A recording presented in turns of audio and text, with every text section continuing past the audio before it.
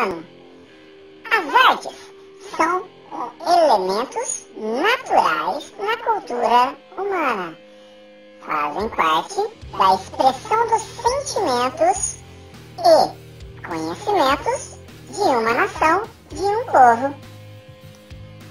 As artes não se limitam apenas aos grandes artistas e nem apenas também a desenhos. Artes visuais, cênicas, música, poesia e até mesmo a matemática compõem esse maravilhoso mundo que iremos estudar e compartilhar a partir desse teste. Então, vamos aprender um pouquinho mais sobre as artes? Façam direitinho as atividades e enviem para o professor os registros. Vamos aprender juntos? Muito bom dia, pessoal do quinto ano, sejam bem-vindos. Vamos hoje fazer a nossa semana 6 de artes. Unidade temática: artes integradas, objetos do conhecimento, patrimônio cultural. Habilidades envolvidas: conhecer o patrimônio cultural material e imaterial das culturas diversas, em especial a brasileira, incluindo-se suas matrizes indígenas, africanas e europeias no Brasil, coletando informações sobre canções e histórias e etc. No âmbito da cultura nacional, favorecendo a construção de um vocabulário e repertório relativos às diferentes linguagens artísticas.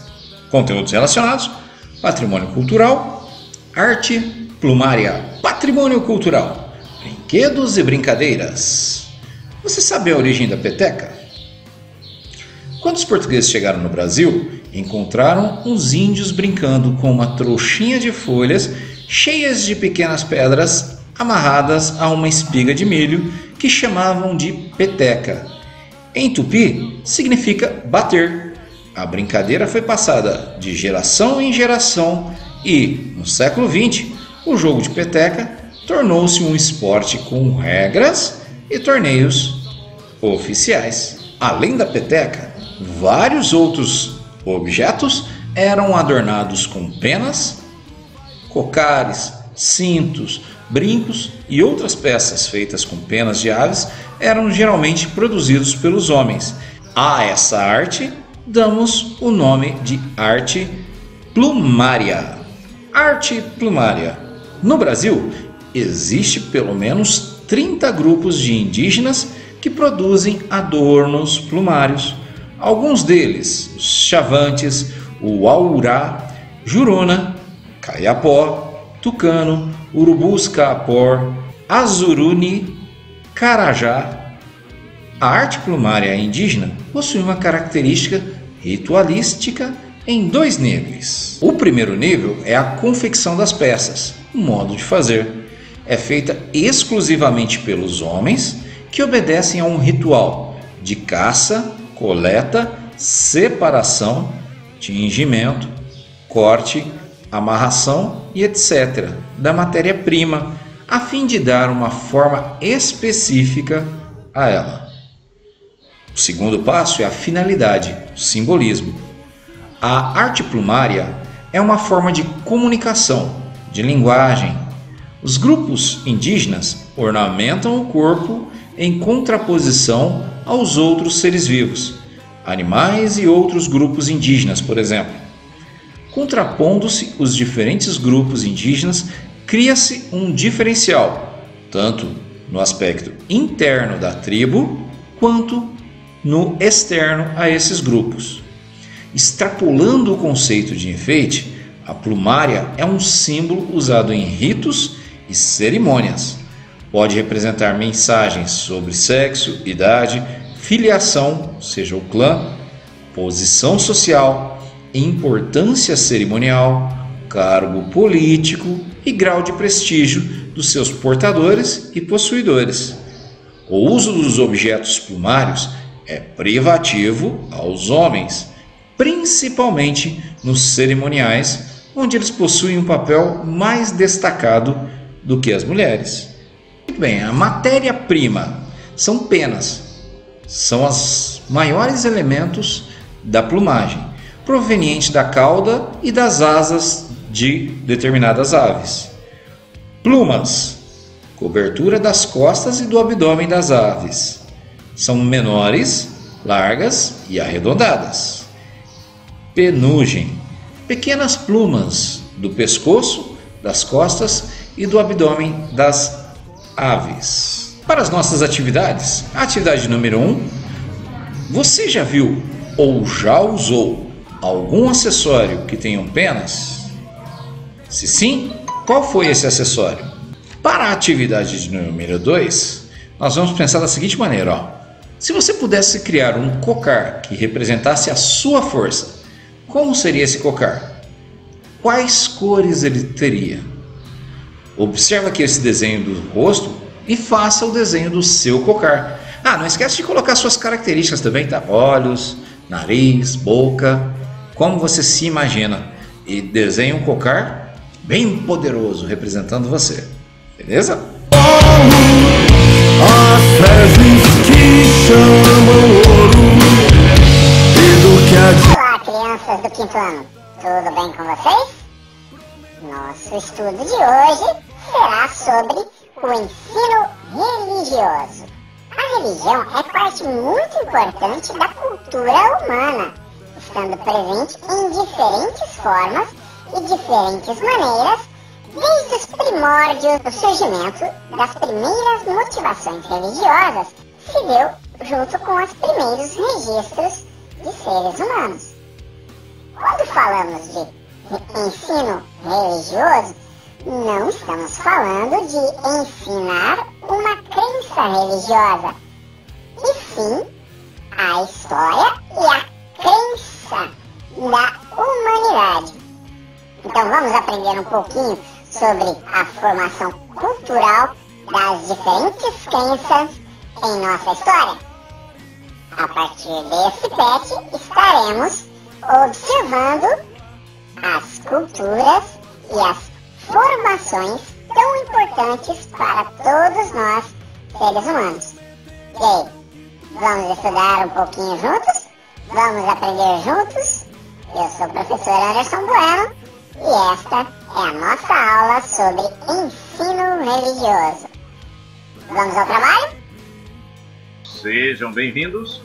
Essa é a semana 6 do ensino religioso. Para terminar a nossa apostila, vamos fazer a atividade hoje com a unidade temática Crenças religiosas e filosofias de vida, objeto do conhecimento, mitos nas tradições religiosas, habilidades envolvidas, reconhecer e decifrar funções e mensagens religiosas contidas nos mitos de criação, concepção de mundo, natureza, ser humano, divindades, vida e morte, conteúdos relacionados, tradição oral e memórias culturais e religiosas. Vamos ao trabalho. Pessoal, como nós já vimos, o tema, os mitos tentam explicar o mundo. Nesta semana nós vamos discutir sobre como os mitos tentam explicar o mundo, a natureza e tudo que existe. Leia o texto e depois responda as questões. A natureza tem grande importância na vida dos povos indígenas. O surgimento de alguns lugares sagrados é explicado por meio de histórias repletas de ensinamento. É o caso do mito do povo indígena Macuxi sobre o Monte Roraima. Vamos ler o texto para descobrir a história e depois um pequeno vídeo contando esse mito da cultura indígena brasileira. Surgimento do Monte Roraima. Há muito tempo, na região norte do Brasil, próximo à fronteira com a Guiana e também com a Venezuela, não existia nenhuma elevação, ou seja, as terras eram retas e planas.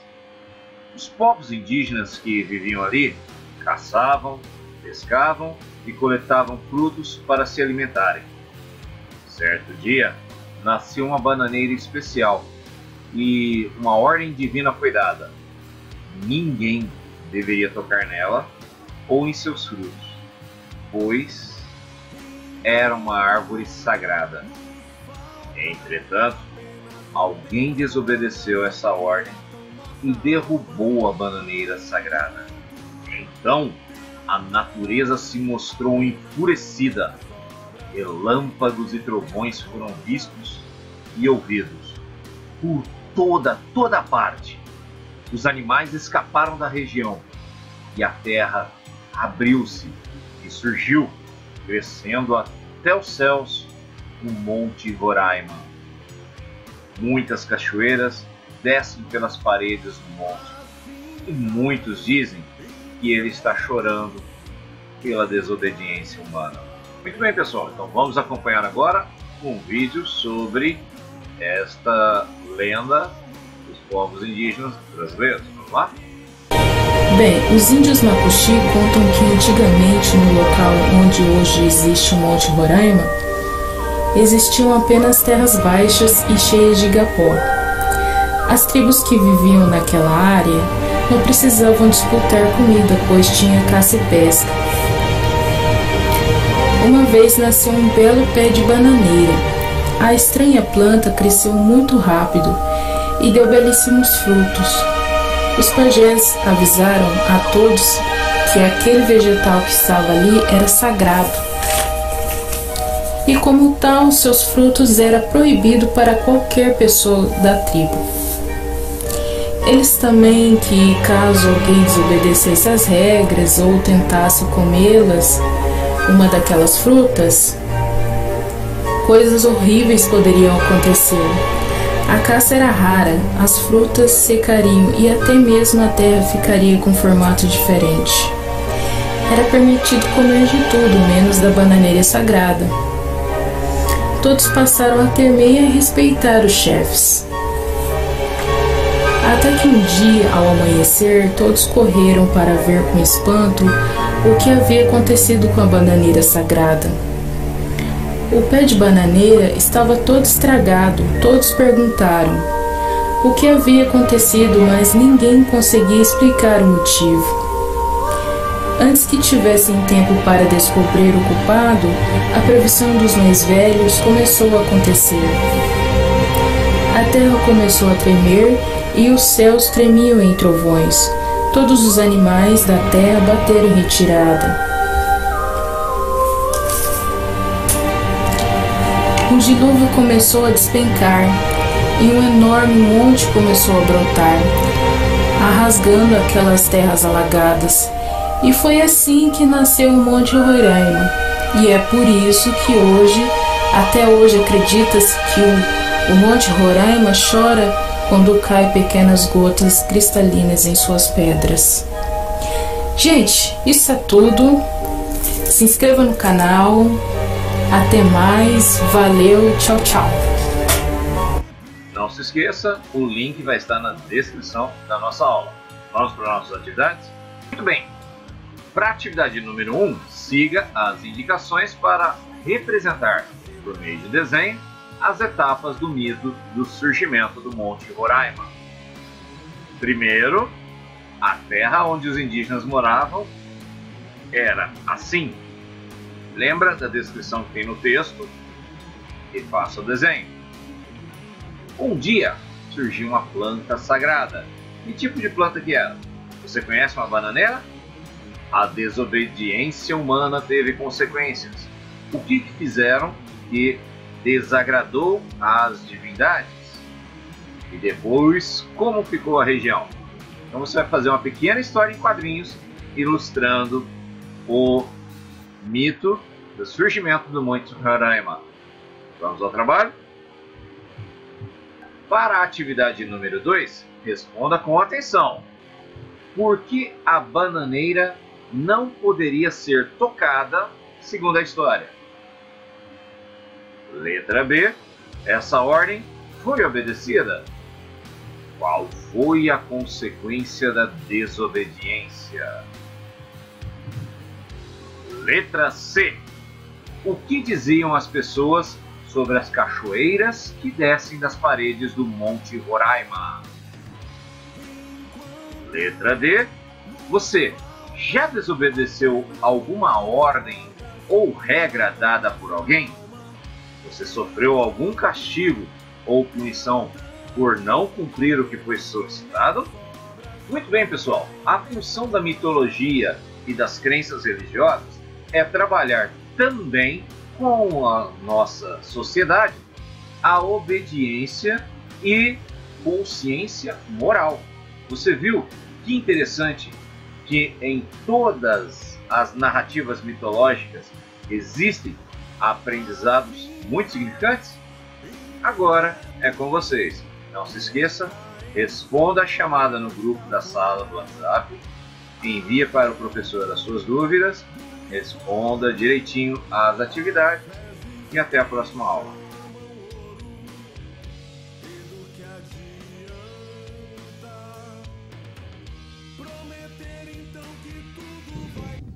Eu voltarei.